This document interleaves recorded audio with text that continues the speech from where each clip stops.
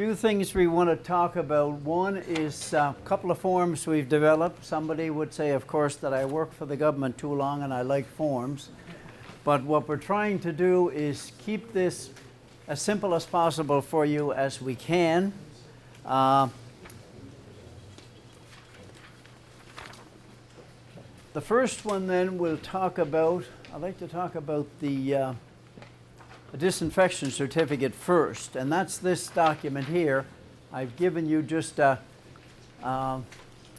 carbon of what it'll look like. The forms have actually arrived. They weren't here until today, I think, and we'll be divvying them out based on the orders that people are placing on the attendance sheet. And what we've tried to do with this form is to make one that will service a grower or a third-party service provider. Like this is the form, for instance, that they have been using in Borden up until now. We'll get the self-carboning forms out to them in the next day or so. But this is the form that will be used for truck disinfections. It can be used for whatever, farm equipment, machinery, warehouses, totes, whatever. And what we've done is we took two forms that the province was using. One was specific to truck disinfection, and the other one was an older form that they used and issued when they went to farms and did warehouses and so on. So anyway, we're trying to do it in one, and that's a form, like I said, that can be used by everybody, by yourself or by somebody that you either hire to come onto your firm to do disinfection or at board. Okay. The other one that we have that we've developed is this log, and inside the log I've made a sample cover and a sample page 1. When we talk in a few minutes about a biosecurity plan, in the biosecurity plan they talk a lot about maintaining a log of all the things you do. And CFIA, as I mentioned in my first presentation, talks about the idea that all the cleaning and disinfection that's done on a farm, the idea is to log it, because you never know when that information that you're keeping could be a big help to you if you have a brush with a disease situation. And that's not necessarily bacterial ring rot. That could be potato wart, it could be golden nematode. You never know what you're dealing with when there's machinery and trucks and soil and so on and potatoes coming onto your farm.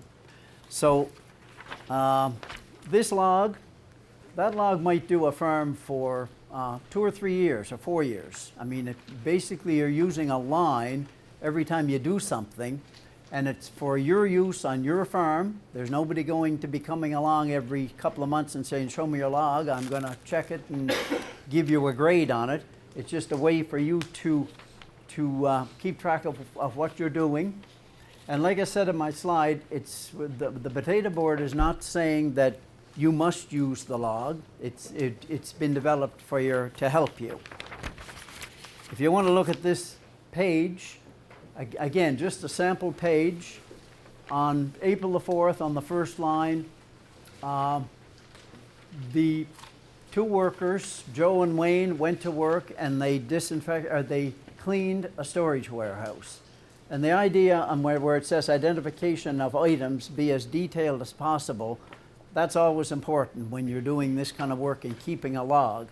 To say I did a storage warehouse in 3 bins, well, that doesn't tell anybody very much about exactly what you did. So try and be as specific as possible. I'm sure in this day and age, most people have their buildings identified and their bins identified. So in the first line, in that date, the bins were cleaned. There was no disinfection done, and the two people's names are there and their signatures, and they didn't issue any disinfection certificate because they're basically doing on-farm work. The next day they did building number 2, same deal. They cleaned it, they didn't disinfect it.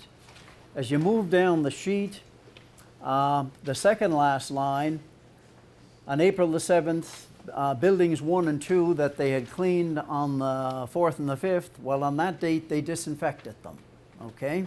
And that's what this log will tell you. They disinfected all the bins in buildings 1 and 2, and on that date it happened to be Wayne was the guy who did it all. Somebody asked the question earlier about, I think it was Andy, about a truck disinfection. The last line on this sample page, on the 7th of April, a bulk box was cleaned and disinfected. It was unit 124, which is just, I don't know how you identify your fleets, but that's what I put on this one as an example. So it was cleaned, it was disinfected by Wayne, and in this case, that truck, let's just say that truck was going to, from that farm to a seed supplier to pick up a load of seed. Now that seed supplier is going to be signing a bulk certificate, could be Charlie Murphy over there, stating that that truck was disinfected before he loaded it. And the basis on which Charlie will do that is this farmer will land at Charlie's with the green copy of this disinfection certificate, 00015, and he'll be able to give Charlie a copy of the disinfection certificate, and that's Charlie's evidence that that truck was done. And that's what we tried to do, was keep the same sort of a deal with this certificate as you were used to with the provincial certificate. There was always a green copy available to leave with the shipper. Okay? So that's it for the forms. There's nobody saying you must use them. I think it'd be great if you could use them. When I went to New Brunswick to find out what they used for disinfection certificates, I got little pieces of paper, little scraps of paper that were kind of all over the map. It might have a truck number. It might just say this truck's been disinfected. There was no date. There was no place for anybody to sign it. So I think it's better that we have something that looks a little more formal, and that and if everybody ends up using the same thing, well, that's great. We've ordered through the Potato Board a number of these forms. They're all serially numbered. When we send them out to you, based on the orders that you're placing on that sheet, we'll keep track of who got what. And then eventually, when those forms are used up and if people are looking for more, we can place another order here, and we can just keep the serial numbering ongoing. So anyway, that's it for those forms. The only other thing I wanted to talk about is the biosecurity plan. And we're kind of using the opportunity of this disinfection issue to promote this plan. This is not something that came up all of a sudden because the province is getting out of potato disinfection. This is something that's been talked about for the last few years, and I know Greg here, Brenda, and others were involved, a national group, to come up with the biosecurity plan for farms. What is plant biosecurity? It means a series of management practices designed to prevent, minimize, and control the introduction of pests and diseases onto your farm, within your farm, and possibly off your farm. So that's what biosecurity means. And a biosecurity plan is basically a document that's unique to your farm for doing just those things, how you will accomplish that on your premises. And there's three, when you get a chance to look at the guide, there's three main components. The first one is farm property management. And in that section, you basically compile a layout of your farm, your field locations, your building locations, storages. And there you can make a decision, where is the cleaning and disinfection best carried out on your farm. The second section is farm operational management. And that's just how things are done, how you accomplish things on your farm. And one of the things you'll cover there as far as C&D is concerned is at what points or stages in your farm operations is C&D best carried out.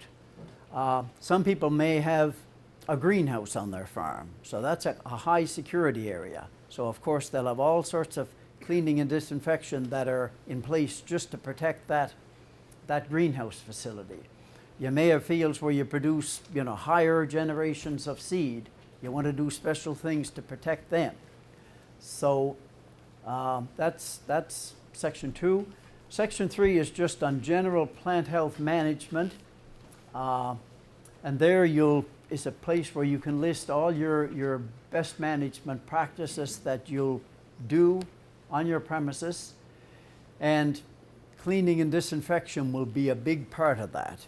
I went through this a week ago when we were getting ready for these sessions, and I decided to just highlight for my benefit every place that C&D was mentioned in this biosecurity plan. And I mean, it's pretty well on every page. So you can't overdo cleaning and disinfection on your farm. Just whatever you've been doing in the past, keep it up. Do as much or more. The fact that you're doing it yourself now, the disinfection part of it, I don't think that has to in any way take away from the sanitary plan for your farm. You yourself and your workers you can put full reliance in what you're doing yourself. Somebody said to me, what's to stop a farmer from sitting at a desk on a wet day and filling in a C&D log? And I mean, my answer to that there's nothing to stop that, but there's really nothing to be gained by doing that, because the only person if there is a disease problem and you're keeping records of things you aren't doing, well, the only person you're really going to hurt when it's all said and done is yourself. So unless you spread the disease all over Prince Edward Island, eventually. Well, but it depends I guess you got to look at the risks, the real risks of doing that. And I know when we look at ring rot, this summer we asked CFIA to give us an indication of just ring rot occurrence across the country, and it's very little. The last number of years it's been very little. And the only place that there was government involvement in disinfection work was here. So obviously what people are doing in other provinces is working for them. And here, when we look at the last number of years and the ring rot cases we've had, seed has been the big culprit. Like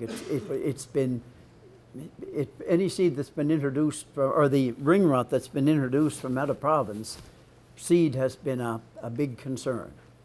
And you may not see that, Sulky talked about that a few days ago, you may not see that immediately. I remember a few years ago we got word that there was a sister lot here, and the same seed had produced lots in another province that were infected with ring rot. So we had a sister lot in PEI, and we tested it at 2,000 tubers, and it tested negative. It took a few years, but that seed lot, of course, had some bacterial ring rot in it, and it took a few years before it showed. But to me, that's a big risk. Trucks coming to your farm to pick up a load of table stock that may have unloaded groceries somewhere, there may be some risk attached to it, but there could be bigger risks. So there's no need of you doing anything less on your farm, and I think the most cost-effective way that you can do it is to do it yourself. I mean, the message I was getting, and Alec or Greg, correct me if I'm wrong, the province, if they ever were going to continue to do it, it was going to be on a full cost recovery basis, and I'm not sure how well that would have sat with all farmers either. So this way you can do it the same as it's being done in other areas, and and as efficiently as you can do it.